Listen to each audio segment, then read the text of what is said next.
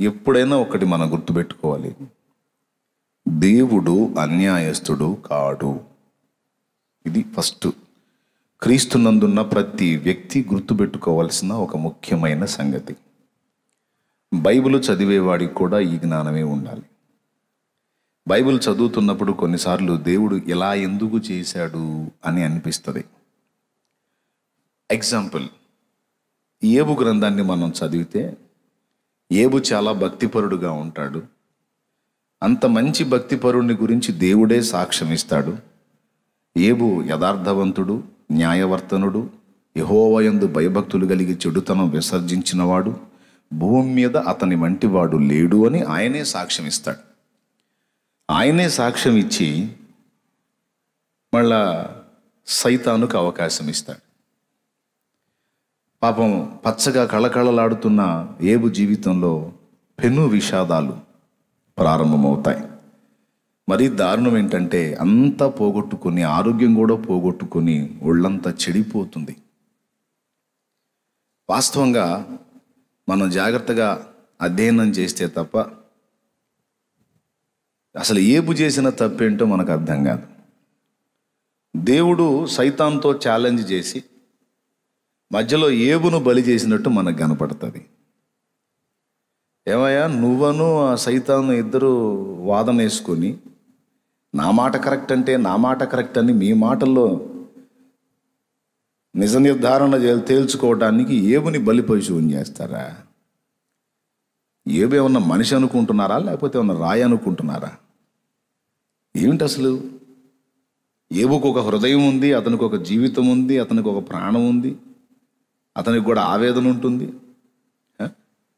మీ ఇద్దరి సవాళ్ళ కోసం ఒక నిర్దోషిని, నిరపరాధిని బలి చేస్తారా అని మనం అడగాలనిపిస్తుంది దేవుణ్ణి.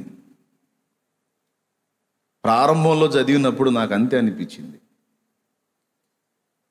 తర్వాత ధ్యానించినప్పుడు అందులోని వాస్తవాలు బయటకు వచ్చినాయి. అలాగా ఏబు గ్రంథాన్ని చదివితే ఖచ్చితంగా ప్రారంభంలో గమనిస్తే దేవుడు ఇది అనవసరంగా చేశాడేమో, ఇట్లాంటి పనులు ఎందుకు చేయాలి దేవుడు అనే ప్రశ్న వస్తుంది. అట్లాగా బైబిల్ గ్రంథం చదివేటప్పుడు దేవుని మీదనే కొన్ని డౌట్స్ వచ్చేటట్లు గ్రంథంలో కొన్ని విషయాలు ఉన్నాయి. మన పర్సనల్ లైఫ్లో కూడా మనం కొన్ని పరిస్థితులు ఫేస్ చేసేటప్పుడు, అనుభవించేటప్పుడు కూడా దేవుడు ఇలా ఎందుకు చేశాడు అని ప్రశ్న కూడా మనకు వస్తుంది. అందుకే చెప్తున్నాను, జీవితంలో ఎదురయ్యే వాటికైనా, బైబిల్ గ్రంథంలో మనకు ఎదురయ్యే ప్రశ్నలకైనా సమాధానం చెప్పుకునే ముందు అసలు ఫస్ట్ మన మైండ్లో ఒక్క విషయాన్ని స్థిరపరచుకోవాలి.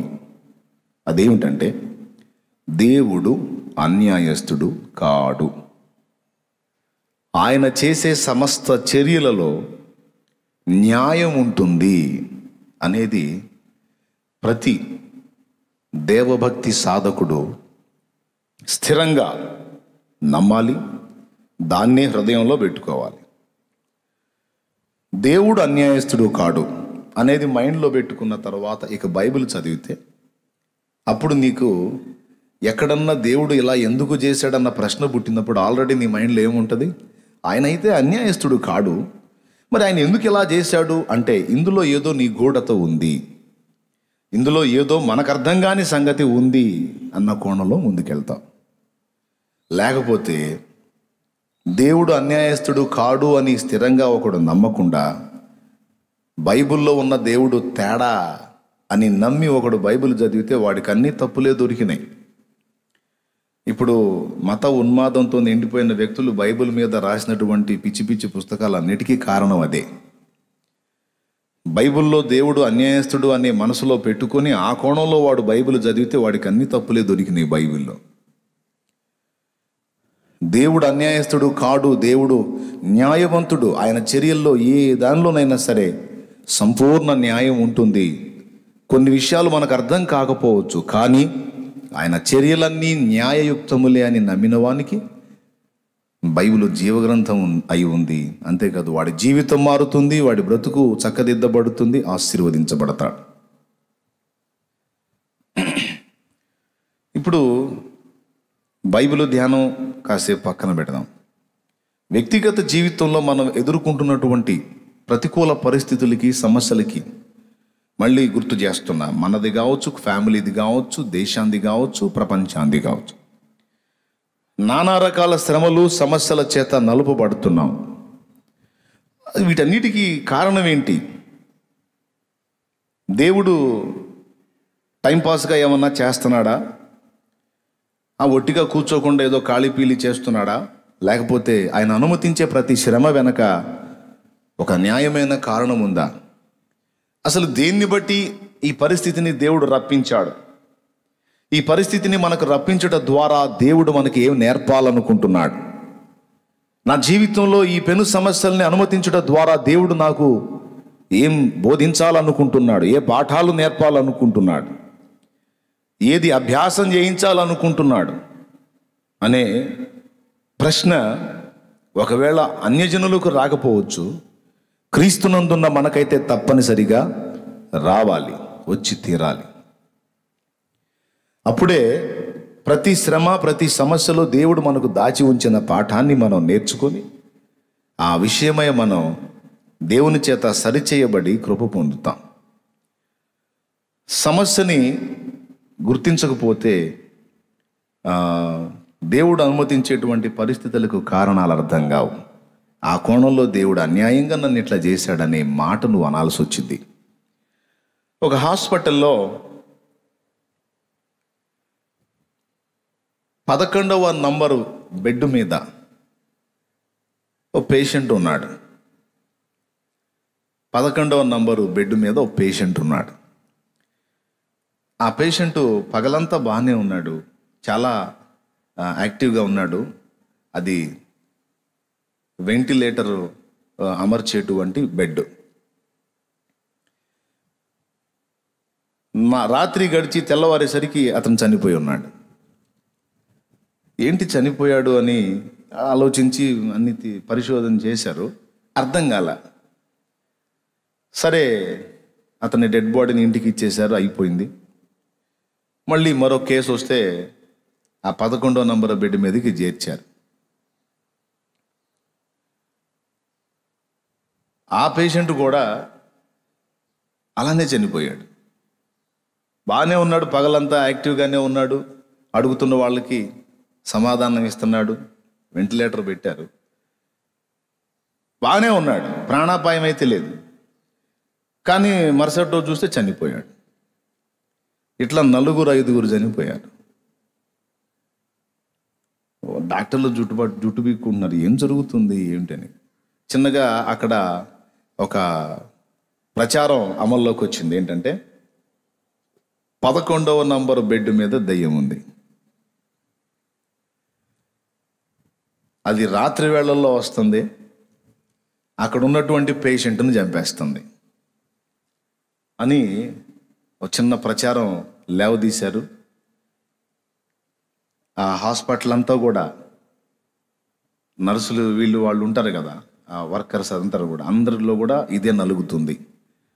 ఓ పేషెంట్ వచ్చాడు ఆ బెడ్ మీదకి అంటే ఇంకా రేపొద్దున అయిపోతాడు వాడు, కన్ఫర్మ్, నిజంగానే అయిపోతున్నాడు. మరి ఏమీ జరగకుండా, వానికి ఏ లోపం లేకుండా వెంటిలేటర్ అమర్చబడినటువంటి ఆ పేషెంట్ తెల్లవారేసరికి ఎందుకు చనిపోతున్నాడు అని పాపం వాళ్ళు చాలా పరిశోధన చేశారు. ఏమీ లేదు, లాభం లేదు. అసలు నైట్ ఏం జరుగుతుందో తేల్చుకుందామని కొంతమంది సాహసం చేసి ఒక 5-6 ఒక నైట్ కాపలా కాశారు. అసలు ఏం జరుగుతుంది అని ఒక పేషెంట్ నా బెడ్ మీదకి చేర్చి, మరి అదే వెంటిలేటర్ అమర్చేటువంటి బెడ్ చేర్చి గమనిస్తూ ఉన్నారు. పగలు డ్యూటీ అందరూ అయిపోయింది, నైట్ డ్యూటీ వాళ్ళు వచ్చారు. పగల డ్యూటీలో క్లీన్ చేసేవాళ్ళు వస్తారు కదా, అట్లాగే నైట్ డ్యూటీలో క్లీన్ చేసేవాడు వచ్చాడు. అన్ని బెడ్ అన్ని చుట్టుపక్కలంతా క్లీన్ చేసుకుంటా అతడు ఆ బెడ్ దగ్గరికి వచ్చి వాక్యూమ్ క్లీనర్ ఉంటుంది కదా, బండల్ని శుభ్రపరిచే మిషన్, దాంతో శుభ్రం చేస్తాడన్నమాట. అక్కడికి రాగానే ఈ వెంటిలేటర్ అమర్చిన ప్లగ్ అక్కడ గుచ్చుతారు కదా, దాన్ని తీసి పడేసి వీడి ప్లగ్ దాన్ని గుచ్చి వీడు తొడవటం మొదలు పెడుతున్నాడు. దేవుని స్తోత్రం కలుగునుగా. హల్లెలూయా. హాయిగా పాట పాడుకుంటా తరే అనుకుంటా వాడు తుడుస్తున్నాడు. వీడికేమో ఆ వెంటిలేటర్ పేషెంట్ కదా, అది తీస్తే చచ్చిపోతాడు. వీడేమో కొట్టుకుంటున్నాడు. వాడు అని వంగి అదంతా శుభ్రంగా క్లీన్ చేస్తున్నాడు. వాడు పావు గంట అరగంట మొత్తం అదంతా క్లీన్ చేసేసరికి వీడు కాసేపు కొట్టుకొని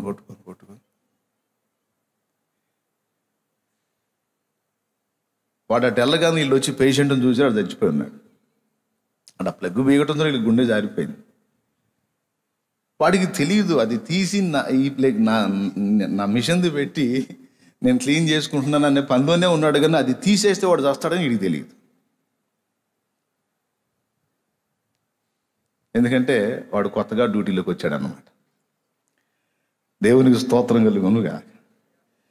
ఈ సన్నివేశాన్ని చూసిన హాస్పిటల్ సిబ్బంది వాడినేమల్ల డెడ్ బాడీని ప్రశాంతంగా బయటికి ఇచ్చేశారు. వాడినేమల్ల మరుసటి రోజే ఒక ఎలక్ట్రీషియన్ని పిలిపించి ఆ పక్కన వీడు వ్యాక్యూమ్ క్లీనరు పిన్ను పెట్టుకోవడానికి ఆ ప్లగ్ పెట్టుకోవడానికి ఒక బోర్డు అమర్చి వాడినేమల్ల ఇది తీవాకు, దీన్ని ఉపయోగించు అని మాత్రం చెప్పారు. దేవునికి స్తోత్రం కలుగునుగా. హల్లెలూయా. ఏమైద్దండి అన్నాడు. పోతారా. ప్రభువుకు స్తోత్రం కలుగునుగా. హల్లెలూయా. ఎందుకు చెప్పాను అర్థమైందా మీకు? ఎందుకు చెప్పాను అంటే, పేషెంట్లు చచ్చిపోతున్నారు అంటే దయ్యమో భూతమో మరేదో కారణం అనుకుని వేరే కోణాల్లో వెతికారే కానీ అసలు సమస్య ఎక్కడుందో పసిగట్టలా. ఈరోజు మనుషులు నానావిధ సమస్యలను ఎదుర్కొంటూ అసలు ఎందుకు ఇవి వస్తున్నాయి, వీటికి కారణం ఏంటి, వీటి మూలం ఎక్కడ అనే దాన్ని పరిశీలించి దాన్ని కనుగొని దాన్ని సరి చేసుకోగలిగితే ఇక ఆ కోణంలో మనకు వచ్చేటువంటి సమస్యలన్నీ బ్రేక్. దేవునికి స్తోత్రం కలుగునుగాక. హల్లెలూయా. కానీ ఎక్కువ శాతం మంది సనగటం, గొనగటం, దేవుణ్ణి నిందించటం, ఏం చేశాడులే నాకు అని కనీసం బయట వాళ్ళ ముందు అనకపోయినా ఇంట్లో భార్యాభర్త ఉన్నప్పుడైనా సరే బయట మళ్ళీ దేవుడు గొప్పోడన్నా అంటారు, ఇంట్లోనేమో ఏం దేవుడో లేమ్మాయి, ఏం చేశాడు, అసలు ఏందమ్మాయి నాకు ఈ సమస్యలు అని ఇట్లా మాట్లాడుకుంటా ఉంటా. నేను చెప్తున్నా, దేవుడు ఒకటి నీ జీవితంలోకి నా జీవితంలోకి ఒకటి అనుమతించాడు అంటే దాని వెనక మనకు అర్థం కాని కారణం ఏదో ఉంది. దాన్ని వెతకాలి. హాస్పిటల్ సిబ్బంది 5 పోయినాక వెతికారు. మనం కూడా చాలా భాగం ఇబ్బంది ఎదుర్కొని నలిగిన తర్వాత ఎక్కడో ఒకసారి మనకు క్లిక్ అయ్యిద్ది అనమాట. అరే ఈ కారణాన్ని బట్టి నేను ఇలాగయ్యానా అని. అందరికీ ఉపయోగపడేటువంటి విషయం, అందుకే ఇది చెప్పాను అనమాట. ఒక దేశం మీదకి ఒక ఉపద్రవం వచ్చింది అంటే కారణం ఉంది. ప్రపంచం మీదకి ఒక ఉపద్రవం వచ్చింది అంటే దేవుడు ఏదో ఒక సమాచారం ఇస్తున్నాడు. మన ఫ్యామిలీ మీదకి ఒక ఉపద్రవం వచ్చింది అంటే ఒట్టిగా రాలేదు, దేవుడు ఏదో పాఠాన్ని నేర్పుతున్నాడు. అన్ని ఉపద్రవాలు ఒకే రకంగా ఉండవు. కొన్ని మరీ మనం ఊహించలేని అంత ఘాటైనవి కూడా రావచ్చు. అర్థమైందా? ఏం చేయాలి? ఏదొచ్చినా మూలం ఎక్కడుంది, కారణం ఏమిటి, ఏ హేతు చేత నాకు ఈ పరిస్థితి వచ్చింది, ఫ్యామిలీకి వచ్చింది, దేశానికి వచ్చింది, ప్రపంచానికి వచ్చింది అనేది మనం ఆలోచన చేయాలి. నా రాష్ట్రానికి ఎందుకు వచ్చింది ఈ పరిస్థితి, దానియేలు గ్రంథం, ఎజ్రా గ్రంథం, నెహెమ్యా గ్రంథం బాగా గమనించాలి. దానియేలు గ్రంథం, ఎజ్రా గ్రంథం, నెహెమ్యా గ్రంథం మొదలైన గ్రంథాల్లో దానియేలు, ఎజ్రా, నెహెమ్యా మొదలైన భక్తులు ప్రార్థన చేశారు. ఏమని చేశారో తెలుసా? దానియేలు భక్తుడైతే ఒక్కసారి దానియేలు గ్రంథం మీరు కానీ తీయగలిగితే, అతని ఏలుబడిలో మొదటి సంవత్సరం మందు దానియేలును నేను యెహోవా తన ప్రవక్తయ్యకు ఇర్మియాకు సెలవిచ్చి తెలియజేసినట్టు యెరూషలేము పాడుగా ఉండవలసినది 70 సంవత్సరములు సంపూర్తి అవుచున్నవని గ్రంథము వల్ల గ్రహించి తిని. గ్రంథముల వలన గ్రహించి తిని. గ్రంథమే మనకు పరిష్కారం చూపునది, దైవ గ్రంథమే. అంతటి నేను గోనెపట్ట కట్టుకొని గ్రంథముల వలన తెలుసుకుంటుని, గ్రంథము వలన తెలుసుకుంటుని. అప్పుడేమో గ్రంథములు అంటే ఏ పుస్తకానికి ఆ పుస్తకం విడివిడిగా లభించినాయి. ఇప్పుడేమో గ్రంథములన్నీ 66 కలిపి పరిశుద్ధ బైబిల్ గ్రంథంగా మన చేతికి వచ్చింది. గ్రంథము వలన తెలుసుకున్నాను. అంతటి నేను గోనెపట్ట కట్టుకొని ధూళి తలపైన వేసుకుని ఉపవాసముండి ప్రార్థనా విజ్ఞాపనలను చేయుటకై ప్రభువుకు దేవుని ఎదుట నా మనస్సును నిబ్బరము చేసుకుంటుని. ప్రభువుకు దేవుని ఎదుట నా మనస్సును నిబ్బరము చేసుకుంటుని. నిబ్బరము, ప్రకృతి వికృతి ఉంటాయి తెలుసు కదా. దువ్వు, దూరము, దువ్వు ప్రకృతి వికృతిలో. అట్లాగా నిర్భయము, నిబ్బరము.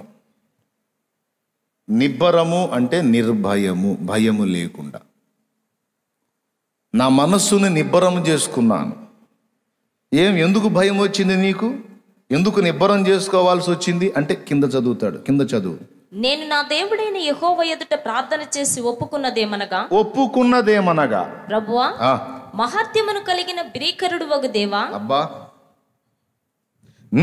నీ ఆజ్ఞలను అనుసరించి నడుచు వారి ఎడల నీ నిబంధనను నీ కృపను జ్ఞాపకము చేయువాడా, మేమైతే నీ దాసులకు ప్రవక్తలను నీ నామమును బట్టి మా రాజులకును మా అధిపతులకును మా పితరులకును యూదయ దేశ జనులందరికీ చెప్పిన మాటలు ఆలకింపక నీ ఆజ్ఞలను నీ విధులను అనుసరించుట మాని. ఎవరు చెప్పిన మాటలు ఆలకింపక?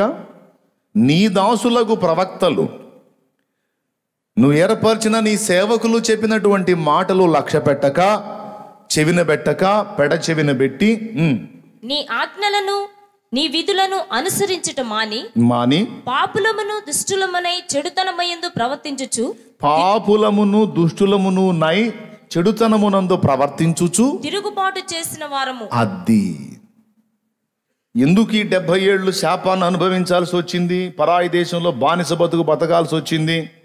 ఎందుకు ఈ దరిద్రగొట్టు స్థితి మాకు వచ్చింది అంటే, మేము పాపులమును దుష్టులమునై నీ ఆజ్ఞలను గైకొనక ఏం చేశారట? చెడుతనమందు ప్రవర్తించుచు తిరుగుబాటు చేసిన వారు. అసలు దానియేలు ఎప్పుడన్నా అలా చేశాడా? మీరు కావాలంటే దానియేలు లైఫ్ చదవండి. మీరు దానియేలు ఎప్పుడైనా ఆ మాటకి అర్హుడుగా కనిపిస్తాడా? దానియేలును గురించి దేవుడు ఏమని చెప్పాడు? దానియేలు, నీవు బహుప్రియుడవు అన్నాడు. దేవునికి బహుప్రియుడైన వాడు దుష్టుడు, పాపి, చెడుతనం చేసినోడు అవుతాడా? కాడు కదా. కానీ దానియేలు ఏమంటున్నాడో తెలుసా? మేము పాపులమును దుష్టులమును చెడుతనమునందు ప్రవర్తించువారం. చదువు అయిపోలా. ప్రభువా, ప్రార్థన చేస్తున్నాడు ఇక. నీవే నీతిమంతుడవు. మేమైతే సిగ్గు చేత ముఖ వికారం పొందిన వారము. మేము నీ మీద తిరుగుబాటు చేసితిమి. దానిని బట్టి నీవు సకల దేశములకు మమ్మను తరిమితివి. యెరూషలేములోను యూదయ దేశములోను నివసించుచు స్వదేశవాసులుగా ఉన్నట్టు పరదేశులుగా ఉన్నట్టు ఇశ్రాయేలీయులందరికీ మాకును ఈ దినమున సిగ్గే తగ్గి ఉన్నది. అబ్బా, మాకీ గతి తగినదే, మాకీ పరిస్థితి తగినదే. నీవే నీతిమంతుడవు, న్యాయవంతుడవు. నువ్వు చేసిన దానిలో తప్పు లేదు తండ్రి. నువ్వు అనుమతించిన శ్రమలో, సమస్యలో, బాధలో, ఇదొక దేశం కోసమే అనుకోకండి. ఫ్యామిలీ పరంగా కావచ్చు, పర్సనల్గా కావచ్చు. మనం ఎదుర్కొంటున్నటువంటి పరిస్థితులన్నిటిలోనూ ఇది మనం చేయవలసిన ప్రార్థన అయి ఉన్నది. దేవా, నాకు ఈ పరిస్థితి వచ్చింది, ఎందుకు వచ్చింది అని నేను నిన్ను అడగను. నేను పాపినై ఉన్నాను, దుష్టుడనై ఉన్నాను, దుష్టురాలనై ఉన్నాను, ఏదో నీకు నచ్చని చెడుతనం ఏదో నా వలన జరిగింది, చెడుతనంలో ప్రవర్తించి ఉండవచ్చు, గనుక నాకు ఈ పరిస్థితి న్యాయమే, ఇది నాకు తగినది. ఎందుకంటే నువ్వు అన్యాయముగా నన్ను శ్రమ పెట్టి సంతోషించు వాడవు కావు.